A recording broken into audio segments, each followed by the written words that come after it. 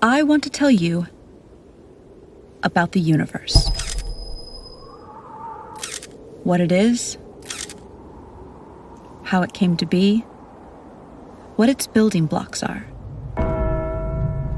I want to tell you how the future creates the past, which then creates the future. But first, I want to tell you about crystals. You might be surprised to know that a crystal isn't an expensive piece of glass or a chandelier in some fancy dining room. The word crystal simply means a pattern that is periodic. Look at this checkerboard pattern. See how it continues to spread out infinitely in each direction? That means it's a periodic pattern. So that's a two-dimensional crystal. This is another two-dimensional crystal. And this is another. You can also have three-dimensional crystals. By the way, this 3D glass is called crystal because its atoms are actually arranged in a crystalline pattern.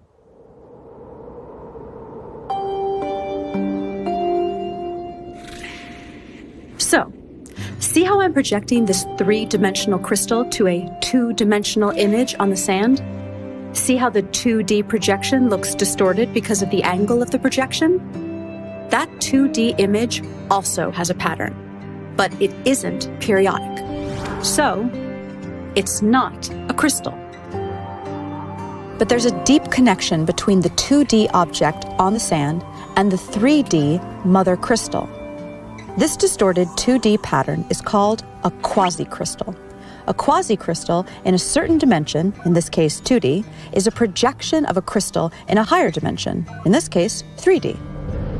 A group of physicists in Los Angeles is working on a new physics theory where a particular 8D crystal, yep, that's right, an 8-dimensional crystal, is projected to 4D at a very particular angle, which forms a 4D quasi-crystal. And from this 4D quasi-crystal, they derive a 3D quasi-crystal, which they believe is the fundamental substructure of all of reality. This 3D quasi-crystal has a fundamental building block, a tetrahedron, which is a three-dimensional equilateral triangle. The size of each edge on this shape is the smallest possible length that can exist. This is called the Planck length. It's 10 to the 35 times smaller than a meter. So you know how your TV screen is broken down into building blocks called pixels? A pixel is the smallest possible indivisible unit of the 2D screen. So think of reality as your TV screen, but in 3D. And think of the tetrahedron as a 3D pixel, the smallest possible indivisible unit of reality. The tetrahedra in the quasi-crystal combine with other tetrahedra, using complex mathematical rules, to fill up all of the space in the universe. Each tetrahedron only has a few specific states in which it can exist at any given moment. And because of the rules of how these pixels connect to each other, if one tetrahedron is in a certain state, this dictates the states of many other tetrahedra throughout all of space. But here's the weird thing.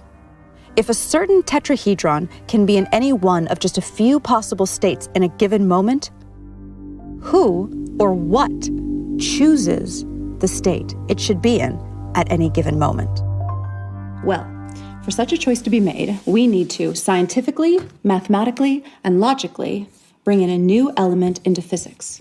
And that element is consciousness.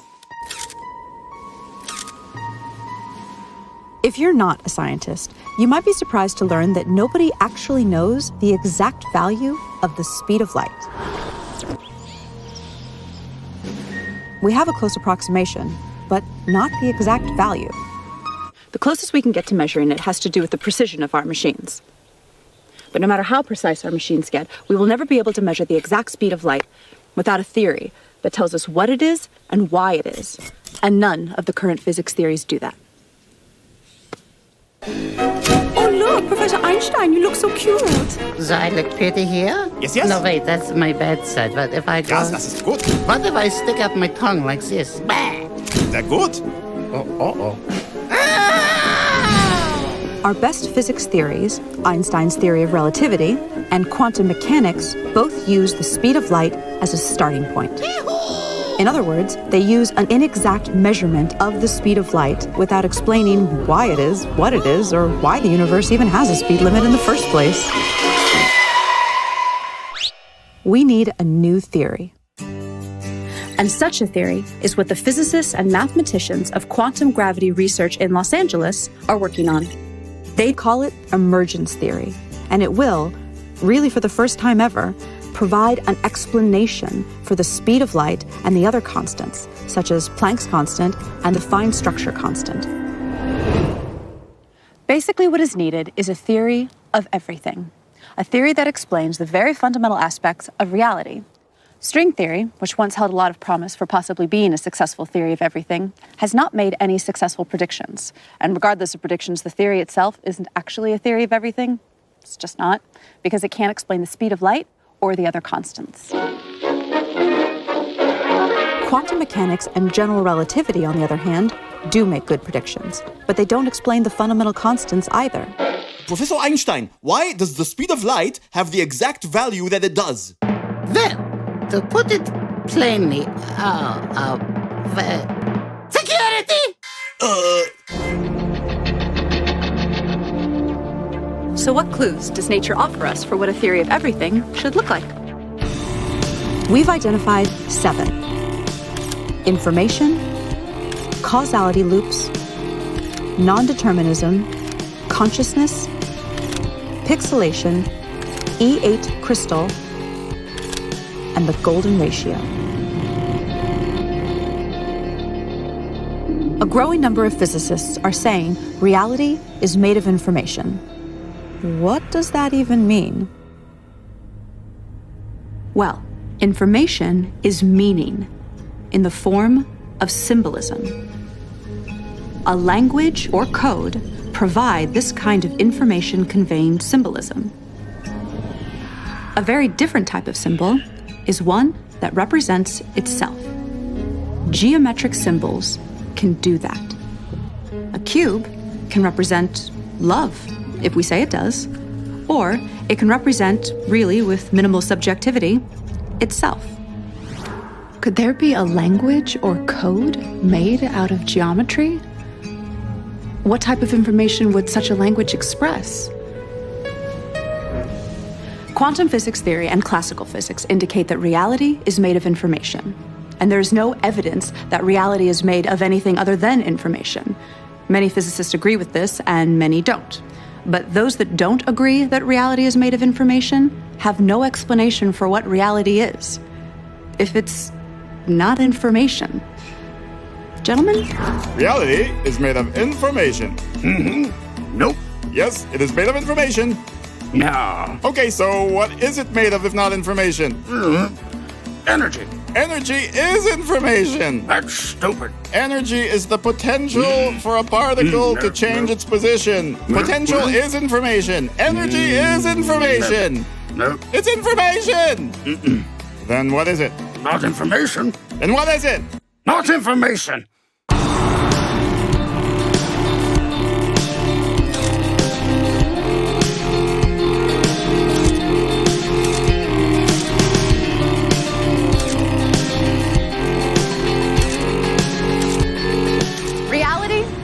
Geometric. A geometric language in the form of geometric symbolism, the type of symbols that represent themselves, might explain how a geometric reality can be made of pure information. Information implies meaning. But what is meaning? Meaning is a comparison. That's what we do. But we do it so fast we don't realize we're doing it. We look at something and we match it to something from our database. We say, that is a crosswalk. That is a building, not a crosswalk. That is a window, not a building. So meaning is the perception of something relative to something else. So therefore meaning is subjective and requires choice. Can we get some dramatic music here? Because meaning is subjective, for it to even exist, it needs to be perceived or measured by some form of consciousness. Einstein showed how the past and the future exist simultaneously in one geometric object. So all time exists all the time. Let me say that again. All time exists all the time. I know that sounds kind of weird and unintuitive, but we have to kind of suspend our common sense.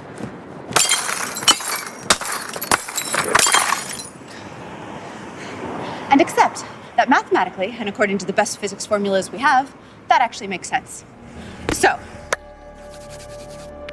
let's visualize the geometric object that Einstein spoke about as a block. Remember the tetrahedra, the building block pixels of reality I told you about? Now imagine the entire universe, everything, everywhere, in one frozen moment in time. Like a single frame in a movie. In this one frame, all of reality everywhere appears frozen in this one position. Let me give you an analogy. In a movie shot on 35mm film, there are 24 frames a second. There's no actual movement in a movie. There's just a sequence of frozen frames. Now remember how I told you about the Planck length of space, which is the smallest length possible? Well, there is also a Planck length of time, and it is much shorter than 24 frames a second. In fact, it's 10 to the 44 times shorter than a second. Okay, so back to our frozen frame of reality. The entire universe in one frozen moment, one frame. But instead of a frame in a movie, it's a frame in all of reality.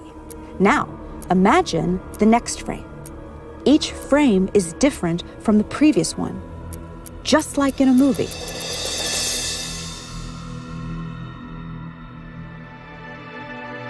See how all frames exist in Einstein's space-time all at once?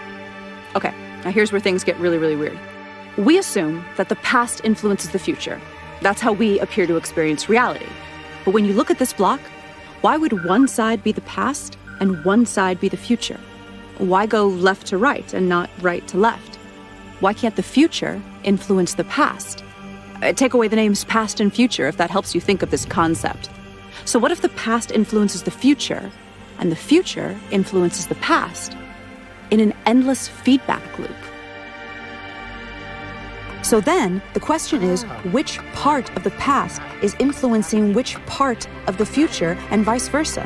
And the answer is, all time is affecting all time, all the time. Hi, I need a drink.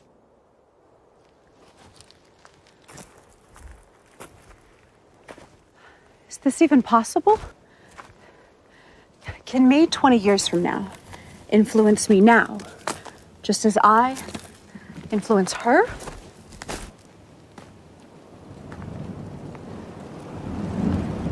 So can me 5 minutes from now influence me 10 minutes ago, just as me 10 minutes ago influences me as a baby, just as me as a baby influences me on my deathbed? This is too weird to even grasp. But everything we know says this is the way it is. Am I stoned? Okay, so if every moment is co-creating every other moment, both forward and backward in time, then reality would be this massive neural network spanning space and time.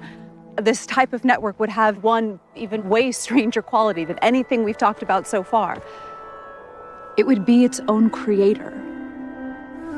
But the fact that all time exists all the time does not mean that the future is written in stone, and we're some kind of programmed animation or something. That's what they used to believe, though. Years ago, it was popular to believe in the somewhat bummer idea of reality being a deterministic program playing itself out. Light is scattered by electrons and bounced off electrons. The famous double-slit experiment ruled out determinism. Look it up if you've never heard of it. It's wild and is one of the cornerstones of modern physics. But for now, take my word for it. It ruled out determinism and ushered in a new era of non-determinism, or basically, free will. So, how does free will work? One of the most surprising discoveries of quantum physics is that reality only exists when it is observed. That literally, particles do not exist until they are observed.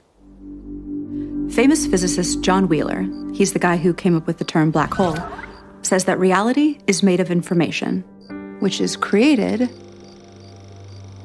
by observation. The observation must be made, he says, by something conscious.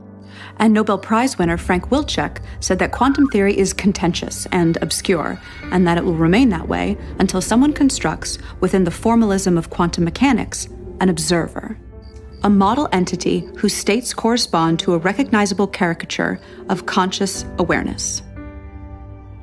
An entity, an observer. So Frank Wilczek is basically talking about an entity, not necessarily a human being or an animal, that is capable of generating information by observing and measuring. But what would that conscious entity be? Well, we definitely know that consciousness exists in the universe. I mean, at least in us humans, right? I mean, I'm conscious, you're conscious, he's conscious, I think. I'm conscious.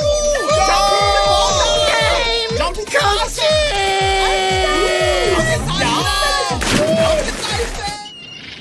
Consciousness relates deeply to physics in ways not yet fully understood. In fact, consciousness is kind of like one of the least understood things in all of science. Nobody knows exactly what it is. Weird, right? So if reality is pure information, if everything, energy, matter, thought, if it's all information, then it becomes clear that reality deeply ties into consciousness in some way, as if the fundamental stuff of reality is somehow consciousness. Did consciousness and information somehow emerge in a causality feedback loop? German physicist Werner Heisenberg developed the first equations of quantum mechanics using a type of math called matrix theory. He deduced that space and time were pixelated into indivisible three-dimensional Planck-length units, just like the two-dimensional pixels on your computer screen. It's good to be made of pixels. The mathematics indicated this. Mathematics. I love mathematics. Your pizza, Professor. And pizza. Oh, I love pizza. Especially pixelated pizza. And interestingly, there was no solid experimental evidence for smooth, in other words, not pixelated, space-time. Pizza. Not pixelated. Not pixelated. Pixelated. We are not pixelated. Not pixelated. Yes, you are, morons. Your mother is pixelated. This is smooth. There is no evidence of that. And the mathematics show it is pixelated, so it must be pixelated. Oh, that's interesting. Bullshit. It must be pixelated. Bullshit, bullshit, bullshit, bullshit. On the other hand, most scientists agree that a length can be no shorter than the Planck length, which suggests reality is pixelated. There is no length shorter than the Planck length. That means reality is pixelated. I'm not pixelated. I'm not. Dude, you're kind of being a little like one of those people who deny evolution because they can't handle the fact their ancestors were monkeys. Are you a monkey? Huh? Are you a little monkey? We believe that until a quantum gravity theory of pixelated spacetime is discovered, the issue will remain confusing for everyone. What type of geometric code would describe a pixelated reality? 80 years of smashing particles together in particle accelerators, such as the famous Large Hadron Collider in Geneva, have given us a strange clue that all the fundamental particles and forces convert into one another. Like they literally transform from one to the other, according to a process called gauge symmetry transformation. And all of these conversions correspond to a shape. And not just any shape, an 8-dimensional shape. Now this shape forms a crystal. Now remember, crystals are periodic patterns of a certain shape, like that checkerboard is a 2D crystal made up of squares. So this crystal is of a particular 8-dimensional shape, and this crystal is known as the E8 lattice.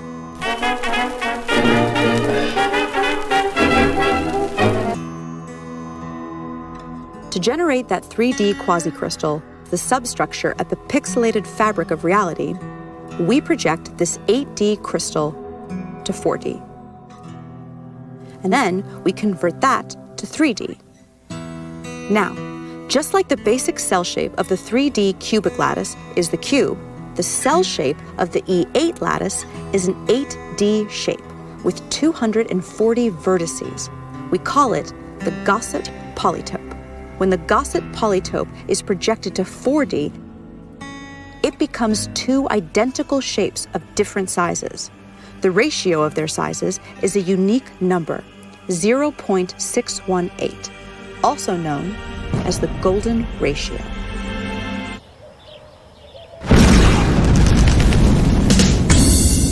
The golden ratio may be the fundamental constant of nature. It is a ratio that is fundamental to circumscribed equilateral triangles, and it's weirdly ubiquitous in the universe, appearing everywhere from the quantum to celestial scales. Ever so interestingly, it appears in black holes. I don't want to fly into a black hole! I wish I never realized your existence!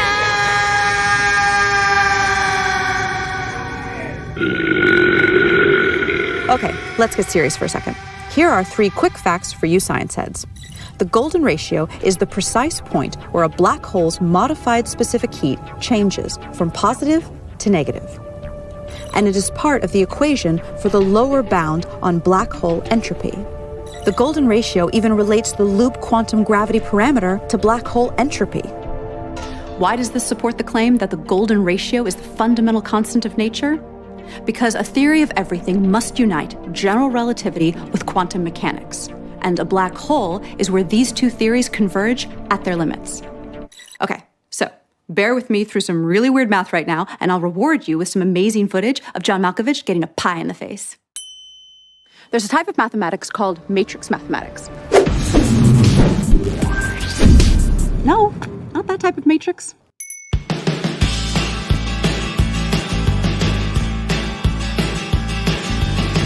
Matrix math is the type of math that quantum physics uses in its formulas. Without getting too technical, this is an example of a matrix. A matrix is just a group of numbers that are arranged in columns and rows. And there's a certain amount of combinations for these numbers inside the matrix. Like if a matrix has 4 numbers inside it, there are 24 different possible combinations for those 4 numbers. Quantum mechanics uses matrices that are binary, so they only contain various combinations of 2 numbers. Each of these combinations of numbers has a value. It's called an eigenvalue. Some eigenvalues are called trivial. These are values like 1, 2, and 0. And some are called non-trivial. And those are all sorts of more complex-looking numbers. So, here's the interesting part. Where's that interesting part? Oh, yes, here. The highest probability non-trivial eigenvalues that show up in binary matrices are, ready for this, the golden ratio and -1 over the golden ratio. So we now see a deep link between black holes and quantum mechanics because the golden ratio appears deeply in both black hole physics and in quantum mechanics. Okay. Good job bearing with me. So, here's your reward. John Malkovich getting a pie in the face. No, no. I'm not John Malkovich. Pie! The golden ratio appears to startling accuracies in many other ways throughout the universe in scales both large and small. It is so prevalent that its existence simply cannot be looked at as coincidental. In the past, the appearance of this ratio has usually been ignored by scientists because they had no way to explain it. So interest in it was considered the stuff of amateur scientists. But now, for the first time, a rigorous quantum gravity theory is being developed, which predicts the golden ratio's existence, literally, everywhere. So what would a theory of everything look like that answers these 7 clues we just presented? Information, causality loops, non-determinism, consciousness, pixelation, E8 crystal, and the golden ratio. So we think reality is a mosaic-like code or language at the smallest scale of reality possible, which is called the Planck length. Particle accelerator data tells us that all particles and forces relate to one another according to a higher dimensional crystal called the E8 lattice. But reality appears to be 3D. So we project a slice of this E8 crystal down to 3D, which produces a quasi-crystal code or language. And that allows these geometric symbols to build up to the ordinary world of particles and forces that we see around us. Now, this geometric language has rules, but it also has syntactical freedom like any language. And that requires some notion of a chooser to choose the free steps in the language. Now, the notion of randomness doesn't work so well when it comes to codes because meaning starts to break down. Besides, there's no decent experimental evidence for randomness in nature in the first place. A universal collective consciousness is one answer, but that sounds New Age and religious. Now, nowadays, a good number of physicists discuss the idea that our whole universe is actually a code-based simulation in some fantastically powerful quantum computer in another universe. Now, if true, then by the same logic, that other universe, where the computer running the simulation of our universe is, would also supposedly be a simulation in another universe. So the idea is a little shaky, but it's being discussed seriously by a lot of credible people. But it turns out that a universal collective-like consciousness of some sort may be physically inevitable. Now, we don't need to anthropomorphize this idea or make it religious or spiritual. To follow why, let us start with the idea of the collective behavior of cells in your body, each a single-celled microbe living its life.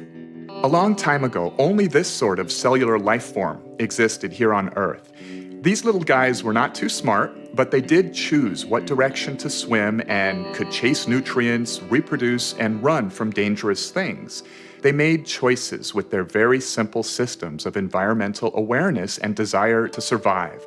Then they self-organized into colonies that were smarter as a group and had more environmental awareness than the individuals. Eventually, animals such as humans emerged. Sophisticated forms of awareness and consciousness now float on an ocean of 37 trillion living cells, self-organized as a human being. It is specifically the laws of physics that caused electrons and quarks to self-organize into 81 stable atoms, and from there, into human consciousness. And physics places no upper limit on the amount of energy and matter that can self-organize into conscious systems. Physics allows the possibility of all the energy in the universe to eventually convert into a single conscious system that is itself a network of other conscious systems, a massive, technologically based collective consciousness. Given enough time, anything that can happen will eventually happen. By this axiom, this system of universal consciousness has already emerged somewhere in the frames of space-time ahead of us. Because it is possible, it is inevitable. In fact, according to the evidence of retrocausality time loops, that inevitable future is co-creating us right now, just as we are co-creating it. When humanity discovers the theory of everything, it will usher in a new age of prosperity. For example, clean, cheap energy, leading to the eventual elimination of poverty. As a nonprofit, quantum gravity research relies on crowdfunding to support our scientific progress. Even a $5 donation is meaningful and moves this mission forward. To participate in the adventure, visit quantumgravityresearch.org and click on Support Our Work. And please spread the word by sharing and posting this video and follow the journey on Facebook, Twitter, and Instagram. Visit quantumgravityresearch.org to get more information.